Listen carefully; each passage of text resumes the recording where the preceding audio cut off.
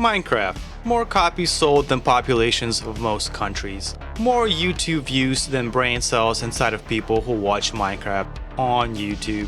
Bigger cultural impact than Star Wars. Don't believe me? Just ask your kids who they want to be for Halloween. It ain't gonna be Chewbacca. To say that Minecraft is a cultural juggernaut would be an understatement. But Mojang has lost their way. No longer do they cater about survival in their survival sandbox. Instead, catering to small children because, God forbid, they accidentally feed a firefly to their pet frog. Did you forget all the human rights abuses in your game, Mojang? So it is settled. Minecraft is weak, old, bloated, and a meandering mess, poised to be taken out by all the thirsty newcomers vying for the share of the marketplace. So who will dethrone the king and take the Iron Throne of the survival sandbox genre?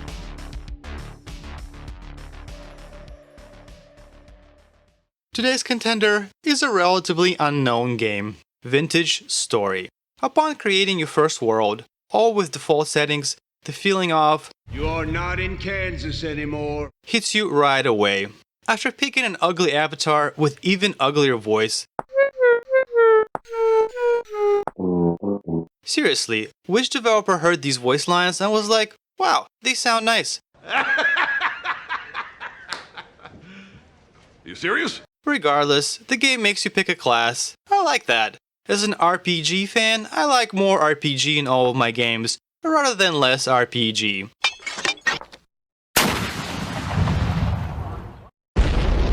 Naturally, I did zero research into any of the classes and picked the chattiest of them all, the Blackguard. Once you load into a block world, you are greeted with your average block graphics. They don't blow you away, but put some beer goggles on and you can have a fun evening. Most things require a tool in Vintage Story. To make first tools, the game introduces you to one of its many awesome minigames. By awesome, I mean I would rather stick my ding-dong into a wasp's nest.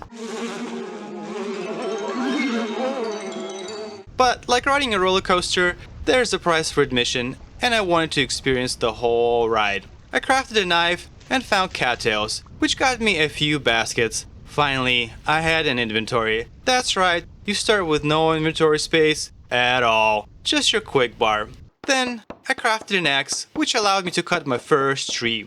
Without a saw to make planks, a tree was only good for firewood. Just like in all other survival games, I built a dirt house to pass the night. A wild bighorn wandered into my hut. I was on the verge of starving, so I decided it was worth a shot. The bighorn refused to be my meal without a fight. Only because he finally decided to run away was I able to tackle him without my first death. In a true survival fashion, I rubbed sticks together to produce a fire. After stuffing some bighorn meat into my belly, I made a straw bed and skipped the night. By this time, I started to realize I will be hungry all the time. It probably didn't help that I selected a class that suffered 30% hunger penalty. Pursuit of food in this game is constant, and there is no Mickey D's you can pull up to get a Big Daddy. I'll have 2 number 9s, a number 9 large, a number 6 with extra dip, a number 7, 2 number 45s, 1 with cheese, and a large soda. To help with my bottomless pit of a stomach, I needed to get into cooking, but that required a cooking pot, which in turn required clay. Now that is all dandy, but only if the game decides to bless you with clay. In my case, there was no clay anywhere to be found. By the time I finally found clay, the night was setting in, and all I could do is stuff myself into a small hole. Since I didn't bring my bed, I decided it was a good time to get into clay forming. What can be said about this system?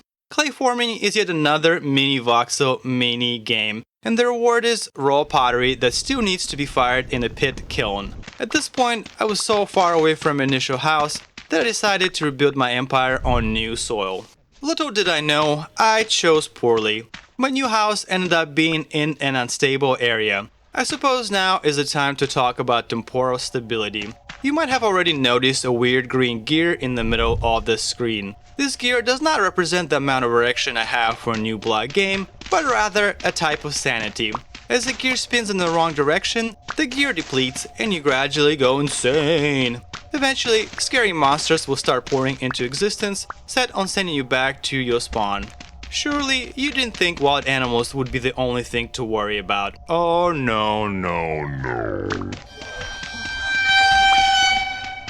Feeling quite unprepared for otherworldly horrors, yet again, I needed to move my house to a new location. Third time the charm, right? After finding a stable area, I made yet another dirt house, hopefully for the last time. Soon, my character was whining about the lack of food. Luckily, there are quite a few options for food during non-winter seasons. Mushrooms and berries were my staples. At night, I was busy forming and firing pottery. Soon, I found my first trade NPC. He didn't offer anything useful for trade, nor did I have any trade currency. With a couple of storage baskets and a bed, my dwelling was starting to feel like home. In the morning, I encountered my first drifter blocking the door. In retrospect, I could have easily killed him, but for now, I decided to use the back door and get out. I was yet again desperately hungry and decided to get a quick bite to eat. The quick bite almost sent me back to my grave, and all for a single bush meat. One little piece of Bushmeat. Yes, chef. fuck off, will you, yeah? At least the mushrooms weren't fighting back. At home, I cooked my first mushroom stew and was for once fully satiated. Knowing the importance of food, I planted my first seeds that I got from the wild. Furthermore, I started to relocate any berry bushes I was finding. Even cattails were useful to have nearby. Sometimes I would get lucky and score free meat, courtesy of a bear or a wolf.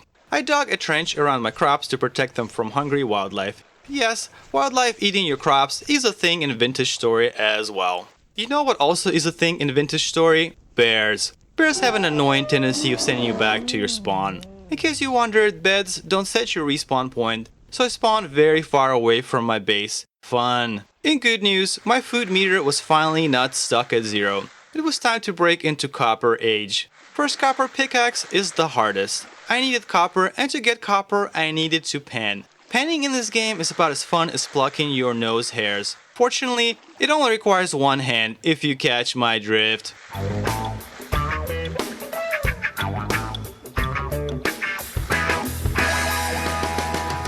Put something fun on your second monitor, and pan away. When I wasn't panning, I was tending to my garden. And yes, of course you need to water it as well. This is Vintage Story after all. Meanwhile, I needed charcoal to start smelting copper, and of course there's a lengthy process for that too. Now, place the crucible into your campfire, add your copper bits, don't forget the charcoal, wait for the crucible to turn golden color, and pick it up. Don't forget to equip tongues in your offhand, or else you will hear the pathetic squealing of your avatar. What a pansy. The only reason a real man needs tongues is to please his woman. Now, you can pour the content of the crucible into a mold, which is a satisfying feeling, I do declare. I like pouring hot liquids into my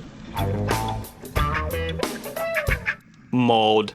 After it all gelled together and solidified, I had my first copper pickaxe, and a prospecting pick to boot. In other news, my trench had an unintended consequence of catching surface drifters. This let me easily outrange them with a spear. These surface drifters have a small chance to drop a temporal gear, which is what sets your respawn point in this game. Mightily important, especially when you're 1,000 blocks away from your spawn. On the bright side, now that I had a copper pickaxe, I could easily get more copper. When you see copper bits on the surface, dig directly down. This meant easy copper tools from now on. Good for me, because I needed a copper spear to deal with the wolf spawn at my base shortly. Besides attracting wolves, my crops were also acting as a trap for easy prey. All this combat forced me to discover a relatively easy to craft healing salve. A true game changer. As I was beginning to feel cocky, Vintage Story threw me a curveball. Say hello to a temporal storm. Now, it's a neat little experience. Between the morphing visuals and creepy audio, it's definitely a trip. I'm a fan. On the other hand, it lets otherworldly creatures spawn inside your house. Luckily, cramming myself into a hole worked just fine. It was dark, really dark, and all I could do is wait.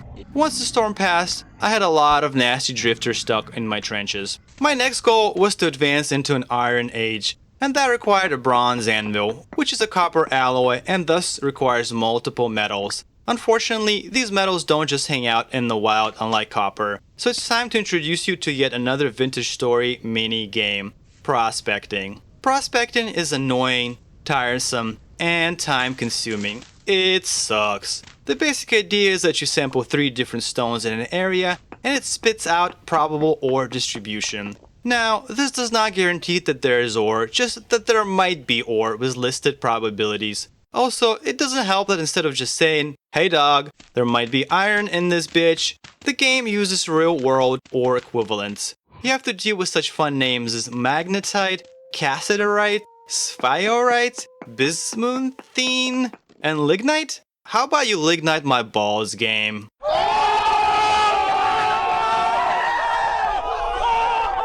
This process made me get my first mod, ProspectorInfo. It automatically logs all the findings. Luckily, mod installation was smooth and seamless. This game is very mod friendly, which is a big plus in my book. What's not friendly is a poisonous mushroom stew that sends you back to respawn. Even less friendly are random wolves hiding in the bushes.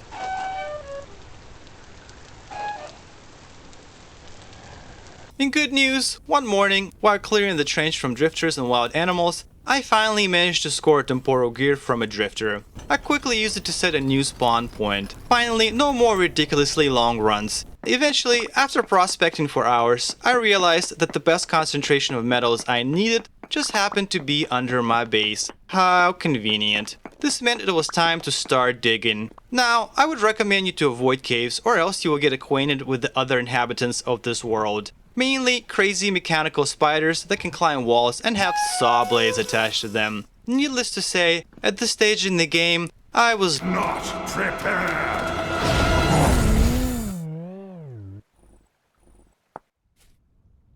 I would recommend you plug up the holes that lead to caves with some dirt and avoid them like a plague. During breaks from my exploratory mining, I made myself a cellar that prolongs food storage. Did I mention food spoils in this game? Because, fuck you, of course it does. Shortly after, I find my first deposits of zinc ore. I immediately realized I needed yet another mod that makes ore a lot more visible. Seriously, how am I supposed to spot this game? Luckily, I wasn't the only one thinking this, and such mod did indeed exist. It made spotting ore much easier. What wasn't easier? Saw blade spiders.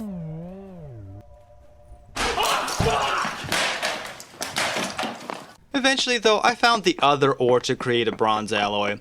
Now comes the fun part. Heat up hella metal in the crucible and pour that sucker in. It sure as hell doesn't look like it should slide out of the mold, but slide out it does. Finally, I had an anvil capable of working iron and a bronze pick to be able to mine iron in the first place. Food was mostly not an issue at this point. My berry bushes and my garden were providing me with plenty of food. Luckily, on my search for bronze alloys, I managed to stumble upon ultra-high magnetite. Or you know, vintage story, why not just call it what it is? Iron. Anyway, dig down the staircase, use the prospecting pick to narrow down a deposit, and before you know it, you will be iron rich. You can't just smelt iron in a crucible though. Instead, you need to find some fire clay, make fire bricks, and then fire them in a pit kiln. This opens up a bloomery, a weird oven-like construction where you can deposit iron ore and charcoal to produce iron blooms. Furthermore, you need to create a furnace to eventually heat up the iron blooms as well. Now, this game is ready to introduce you to its next wonderful mini game, smithing. Now, if you enjoy smithing, you are a masochist, just admit it. You probably clamp your nipples during intercourse too, yeah freak. Damn! First, you must heat up an iron bloom in a furnace. Then, you chip off imperfections and finally move voxels around to shape the object. Congratulations! You have yourself an iron ingot. Upon reheating said iron ingot in the furnace, you can smith it into various things. No more pouring stuff into molds, which is sad. I like that part. Instead, you have to play a lame-ass Tetris-like minigame. Seriously, can I just play real Tetris instead to smith my items? Now there's a mod idea. Nonetheless, it was time to congratulate myself. I had my first iron tools and could finally craft a class-exclusive recipe, Blackguard Short Sword. The perpetual hunger had finally paid off. I was an offensive powerhouse, a naked, armorless powerhouse, but one nonetheless. With more advanced tools, I began to work on a second floor of my base, this time with a robust storage system. I still felt extremely weak to damage, so after doing some research into the armor system of the game, I was limited to bronze lamella. I lacked lime or borax for leatherworking, which would open up more powerful armor variants. So I set to smelt a bunch of lamella plates to create my very first set of armor. It was nice to see something always cooking in my base, and before long I had a full set of armor. This definitely made a huge difference. I was the king of the jungle for once, easily taking on most challenges, and surface drifters were now a joke. I even managed to score some bees in the wild, apparently very hard to find. I made them a little flower garden to thrive in. However, my elation was quickly replaced with dread that winter was coming, as I saw my first snow in the early October. I will say, dynamic change of seasons is a very cool feature. The transition is ridiculously seamless. You slowly notice more yellows and oranges in the environment, then some brown bits get introduced into the palette, your berry bushes start to look like they're on their last dying breath, your crops grow slower, and the days are much shorter, which means less daylight. To deal with that fact, I finally crafted myself a lantern. Having bees enabled me to craft candles, an integral component of a lantern. A big technological leap. Lanterns are bright, they never expire, and don't go out in the water unlike torches. It is a must-have offhand item as you enter your first winter. Speaking of winter, I hit my first negative temperatures in October. Clearly a bad sign for the winter. I looked into average temperatures in Europe, and there is not a single place that dips into negatives that early. Not even Estonia. Like, what is this, North Pole? It's either me or this cold, and it doesn't appear to be going anywhere. Alas, the winter was on my doorsteps, and with not much else to do, I decided it was time to push for the final tech of the game, steel. Spoiler alert, steel is not worth it. It's like buying a luxury car that costs you an arm and a leg, when a used Toyota would have done the trick.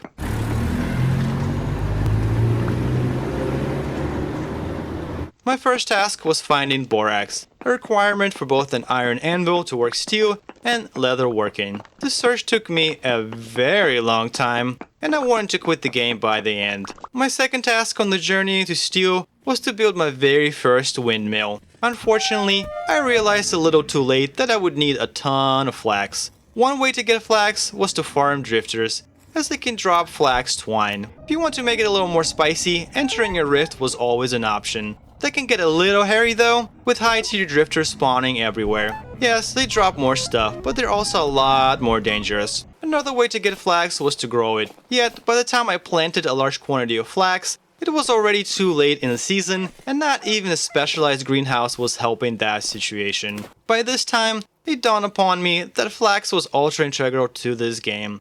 I was missing out on bigger bags, warmer clothes, armor pieces, and so much more. Don't be stupid like me, focus on growing flax early or just move to the south where things grow year round. Back to the windmill. To get maximum wind speed bonus, I decided to build my windmill at y equals 171, which is where the bonus for wind speed maxes out. That led to some unintended consequences like accidentally falling to death.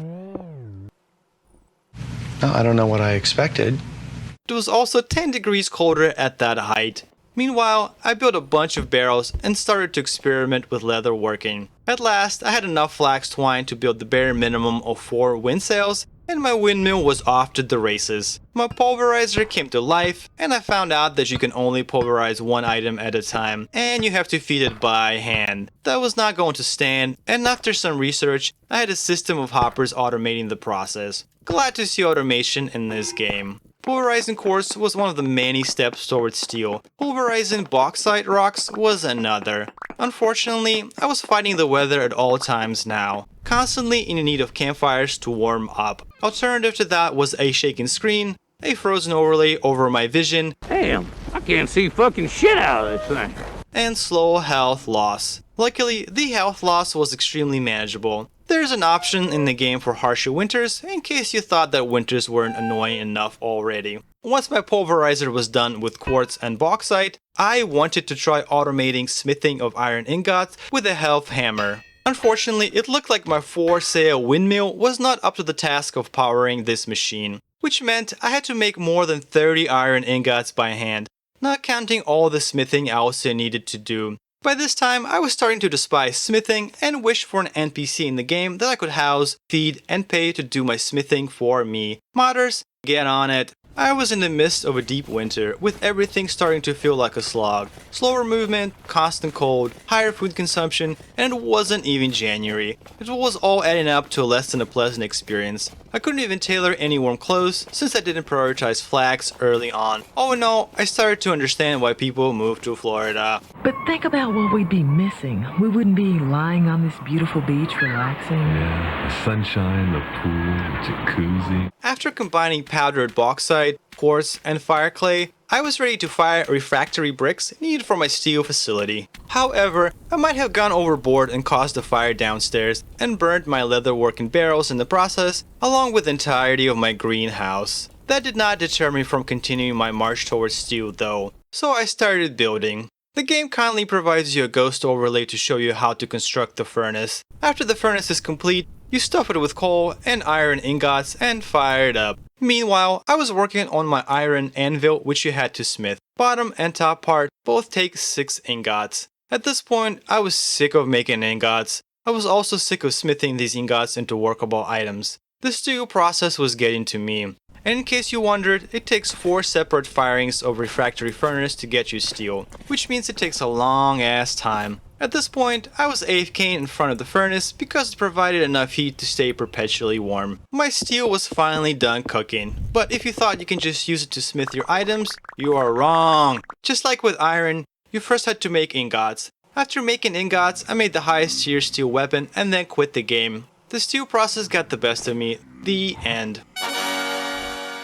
So what do I think of my journey through Vintage Story? For one, the game is brilliant in many ways. Dynamic change of seasons, thorough and in-depth crafting, often true to real-life primitive technologies, and plenty to learn and discover. It is a visceral survival experience. Furthermore, the game is already fairly deep and is still technically early access. There's plenty of content though. There were several aspects of the game that I didn't even touch. For example, there is animal husbandry that allows you to domesticate wild animals over time. There's also a big story dungeon that just came out with the most recent update, including a boss. Furthermore, there are various temporal machines, ones that block rift spawning, ones that allow you to teleport massive distances, and there's even a glider. I should have tried experiencing those aspects of the game instead of blindly pursuing steel. Also, I realized I'm not a fan of winters and it was definitely killing my vibe.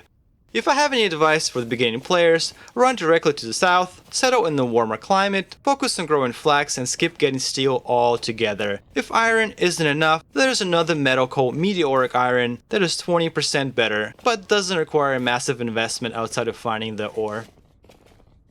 One final question. Can Vintage Story actually dethrone Minecraft? Now, let's be real. Nothing is going to dethrone Minecraft at this point. It was an anomaly in space and time that created a cultural phenomenon that is unlikely of being repeated for a long time. Nevertheless, Vintage Story is a very good game. It is a lot of fun and will only get better with updates. The team that makes the game is passionate and dedicated, but most importantly, small. They have a roadmap and a very good idea where they want to take Vintage Story. Mojang, on the other hand, have no idea what to do with Minecraft. They are slow to update, even with a massive studio, and seemingly abandoned survival experience towards adding more blocks. Minecraft is in desperate need of rebalancing and a major performance overhaul, but I don't see that happening anytime soon.